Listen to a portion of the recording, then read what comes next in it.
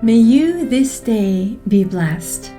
Hi there, I'm Sister Catherine Herms, and thank you for joining me today as we explore the love that is the heart of the world and the work of the heart that helps us become this love and discover it in the world so that all the world becomes to us like the miraculous burning bush.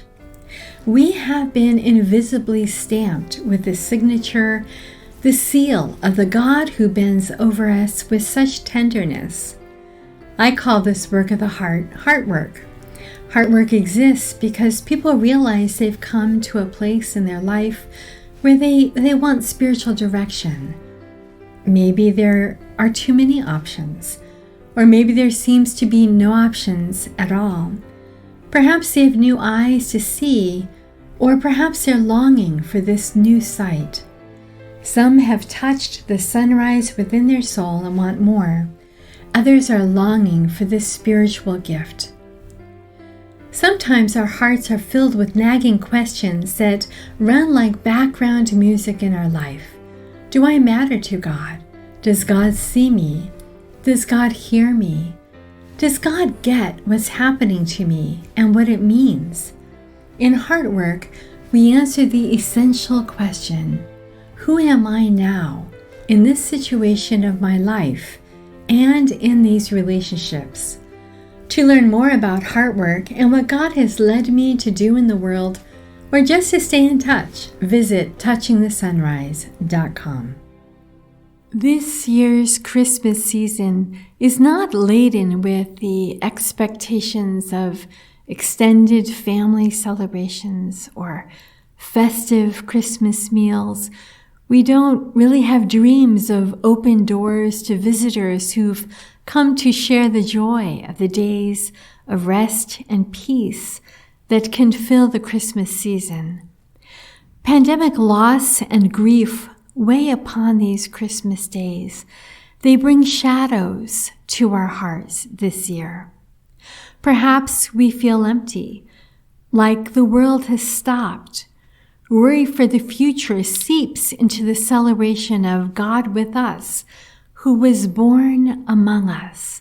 And where is he for me? We might be asking. Where is God with us for me now? Your heart's cry, whatever it may be, allow it to blend with the first cry, that infant's wail of Jesus that midnight at his birth. When you think of it, at birth, a baby wails if they are not reunited with their mother after a few seconds. They cry because perhaps they were bruised and sore from the trauma of birth. Perhaps they are cold. One doctor said that crying is the key to life, as he tried to describe the big difference from when a baby is delivered to when she takes her first cry. When a baby is born, they appear lifeless and purple. But when they make that first cry, the baby goes from being purple to pink, and they start moving, even opening their eyes for the first time. He said it truly is a miracle. We all have been bruised by this year, 2020. Our hearts are sore from the trauma of loss, this constant fear of an unseen enemy that can bring about the death of loved ones. We have been isolated from anyone who has been our support in life. We've lost jobs, money, business, opportunities, graduations, weddings, marriages. Crying is the key to life. In the days after Christmas, allow your tears to mingle with the infant's cry. Throughout his life, Jesus cried. We see that he wept at the tomb of his friend Lazarus. He wept over Jerusalem. He wept in the Garden of Gethsemane. And I'm sure he wept when he met his mother after the resurrection. Tears are a part of hoping. I know that my heart's pain becomes focused when I allow myself to cry. Finding someone to receive my tears at that point is really important, even if it's just simply a phone call to someone who will understand. Tears say, I acknowledge that this hurts.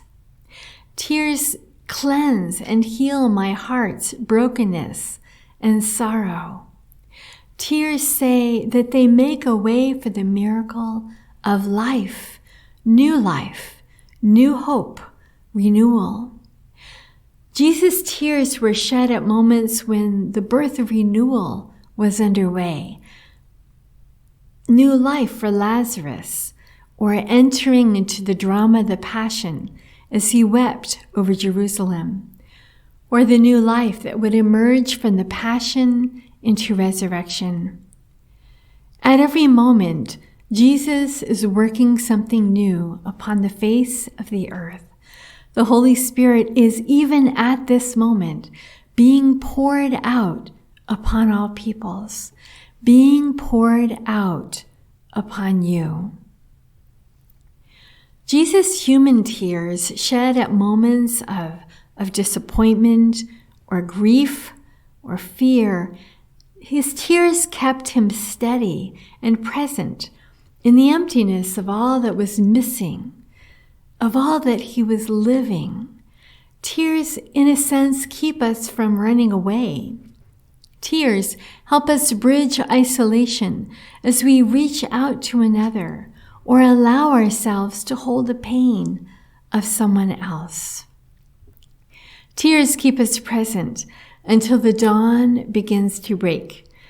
They make sure that we don't miss the inflow of compassionate relief that gives us rest after the bitterness of our weeping. They force us to reach out to someone who at that moment is standing in the dawn, who at that moment is able to offer to us a few words that are like a life raft and carry us to safety. So this Christmas, this week, if tears are there waiting to be shed, let them mingle with the tears of Jesus, who is our God with us. Reach out to another as you enter your sorrow. Be patient as the darkness of a cloudy night gives way to the first break of a tentative dawn's beauty. Step into the newness that only faith can see. God is at work in whatever you are living, that whatever is taking over your life now is momentarily about to give way to God's new power in your life. After all, life, I believe, and as the doctor said, really is a miracle. Sometimes we can feel as though we were lost in a deep forest where no clear paths are visible. A blend of spiritual guidance, mentorship, and counseling, the Heartwork community is a place where you learn to explore, love, open, and nourish the paradise of your heart, your deep heart, where God is already dwelling within you. You will discover that though you waited for light to appear from outside, the paths of light are imprinted in your heart where the Trinity abides, and we learn to walk them through the valleys and mountaintops of lived experience. Heartwork is a process of accompaniment that honors your story, creates a space in which you can safely explore what is happening with you, gain the tools to come home to your heart, where the Trinity is already at work, be recreated by love, and set out again. To learn more about Heartwork and what God has led me to do in the world, or just to stay in touch, visit touchingthesunrise.com.